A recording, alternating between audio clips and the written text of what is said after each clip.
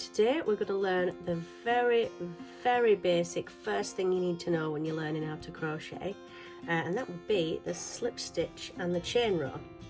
So get your yarn and your hook ready and we can begin.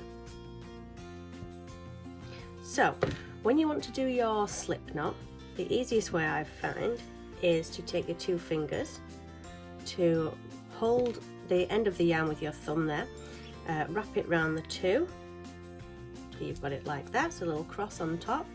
Take your hook, go under the yarn, hook that second one, pull it through, pull it tight, there you go, that's your slip knot there. And this is how you're going to start the majority of your projects in crochet, with an exception of the magic ring, which we used to make things in the round. So if you start in the center and grow outwards like that, granny squares, that's another one, and when you're doll making, so quite often that'll start like that, and it's something like this. So you would start with a magic ring and then build outwards like that, so you see the difference. So what we're doing today with the slip stitch and the chain row is we're just going to go back and forth. So you're going to make a square or rectangle basically.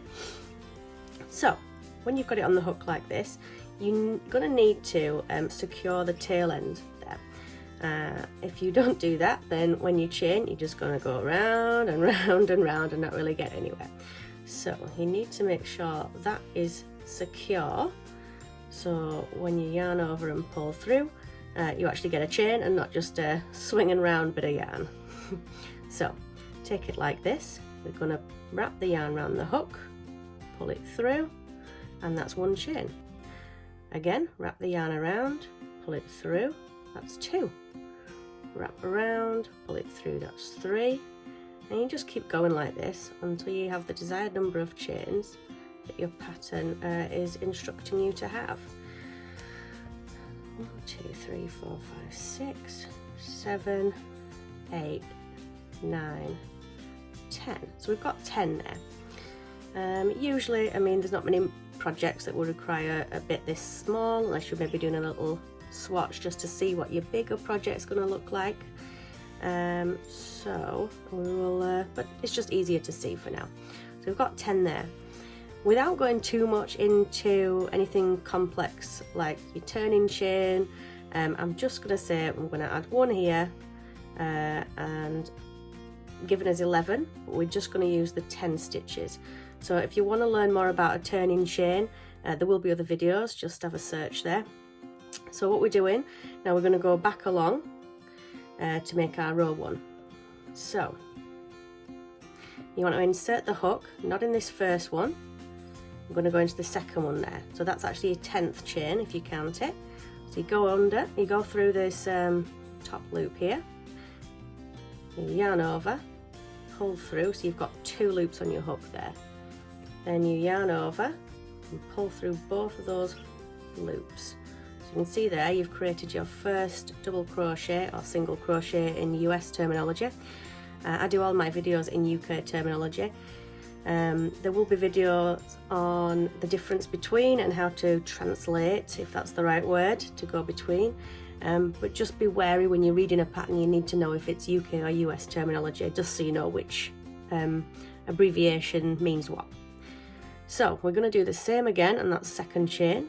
I'm going to go through, I'm going to yarn over, hook that, pull it through, you've got 2 on your hook, yarn over, pull through, and that is your second double crochet.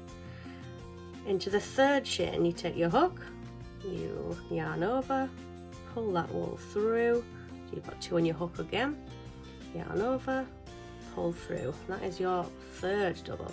So you can see we're adding height now to this, creating your first row, and you're just going to do that to the end. So into the 4th chain, yarn over, pull through, into the 5th chain, yarn over, pull through, into the 6th chain, like so, 7, 8,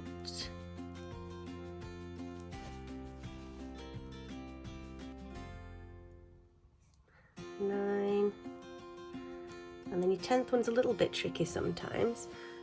but you can just sort of see here it's just because of that first knot gets in the way a little bit, but you can still see there's that V there. So you want to go through,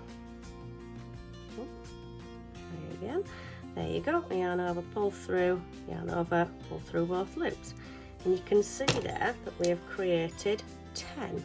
So go 1, 2, 3, 4, 5, 6, 7, 8, 9, 10, and that is your churning chain there. Just gives a little bit of height so you're not too tight at the ends. And that's your row 1. Okay, so when you're doing your next row, you're going to add another chain to create height again, and then you're going to go back along. So let's do that. Chain 1, and you're going to turn your work like so. So then you're going to go back along. So this time we're going to go into this first stitch, which is your 10th one when we will come in this way. So you want to make sure you're going through both loops like so.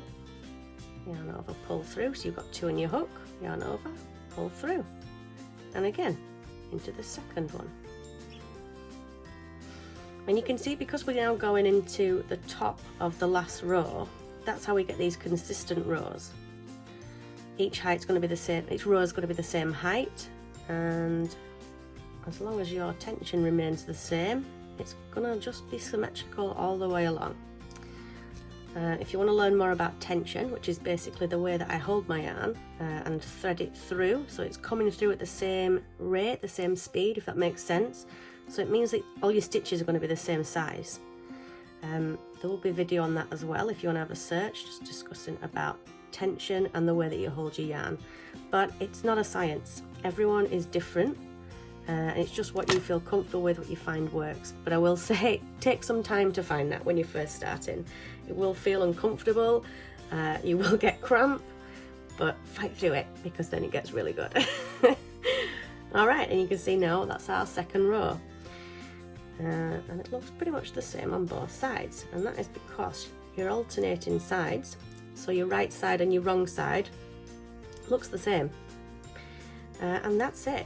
So if you want to learn more about individual stitches or patterns or just general good knowledge for crochet, check out my other videos on my channel. Thank you for watching.